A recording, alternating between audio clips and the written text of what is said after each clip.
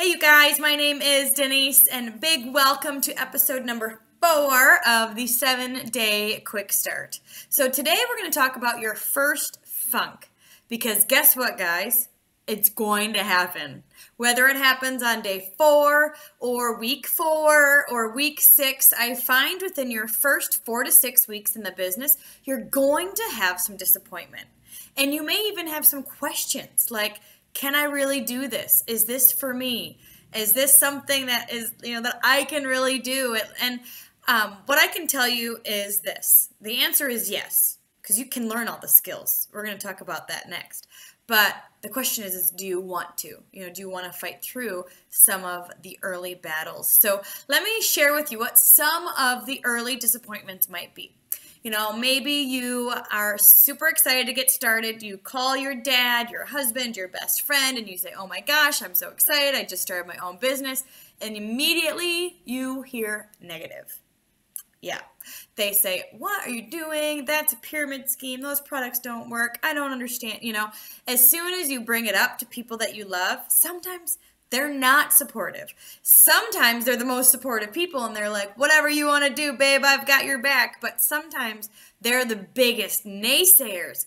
And so that can cause us to feel some doubt, or that can cause us to have some wondering or fear of, can I really do this? Is this, up my alley? And yeah, so that can be a funk.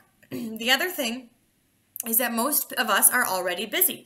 So in your first little bit, you've got this honeymoon phase. You're really keen, you're learning, you want to plug into everything, and then you realize, okay, I still have to do laundry, I still have to pick the kids up from school, I still gotta go to work or do whatever, and so you start this honeymoon phase, kind of fades away, and then real life happens, and you wonder, can I fit this into my normal everyday schedule?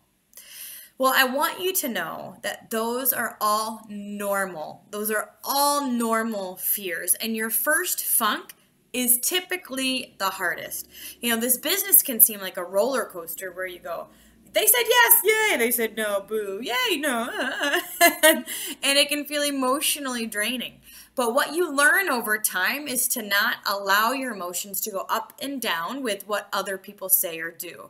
And so those ups and downs do settle down, and you become just a bit more confident in what you're doing, and you don't need the approval or advice from those other people.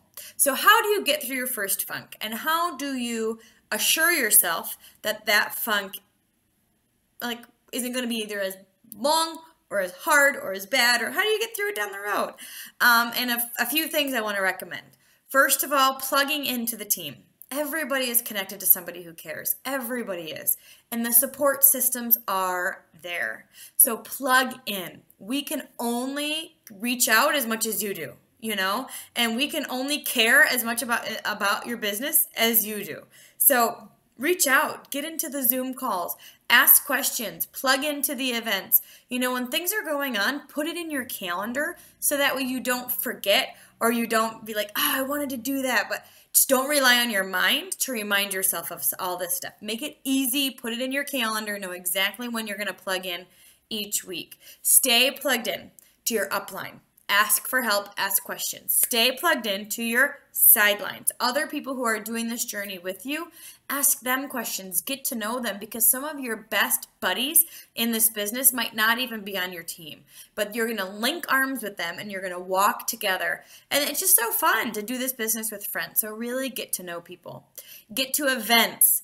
We've got so much available online, but get to events, because when you are at an event and you can feel the energy and you can hear the stories, that just fills your tank up, and you're going to be that more apt and excited to go out and work your list and make new friends and get the rap out of as many people as you can.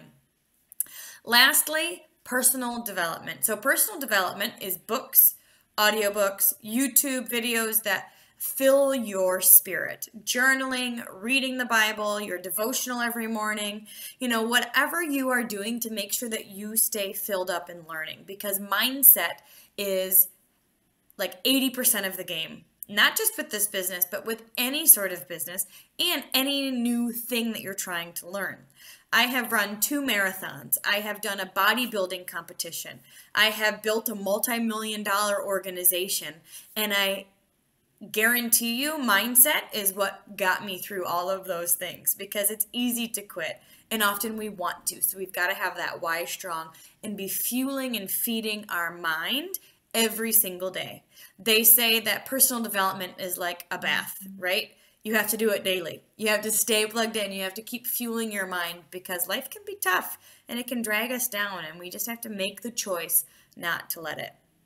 And then the third thing I want you to know is that it's worth it. It is. It is. And you may be wondering, like, is all this, is getting outside my comfort zone, is doing new things, is working my business, like, even if you don't see the fruit of your labor immediately, it's worth it, you guys. It's absolutely worth it. And I've been there, where maybe you feel like you're pushing a boulder uphill, but then all of a sudden 2 + 2 doesn't equal 4 anymore, and the compound of that effort starts to come to fruition. So whether your goal is a few extra $100 a month, a few $1,000 extra a month, or to replace your full-time job and even your husband or spouse's full-time job, like, you can do that in this business. This business has changed our lives and the lives of many of my teammates, and it can change yours too.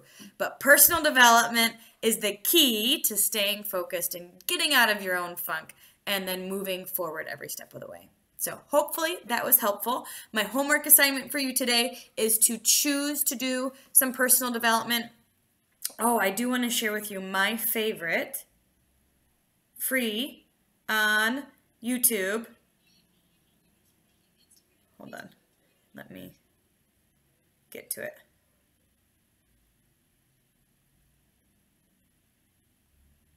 It's called The Strangest Secret by Earl Nightingale. And if you go to YouTube, you'll see several of them.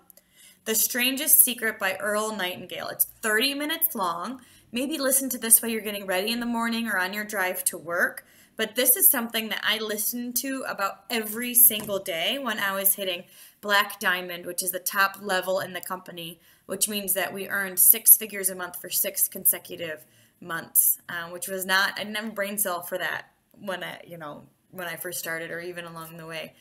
But we did it, and we did it because we decided, and we believed it, and we focused on it. So, all right, so decide what personal development you are going to do each and every morning, or on your drive to work, on your drive home, whenever you can fit it in. I always have this Bluetooth on my ear, listen to stuff while I'm driving, while I'm working out. Pair it with something you're already doing, so you make sure you do it every single day. Have an awesome day, you guys. See you in episode 5.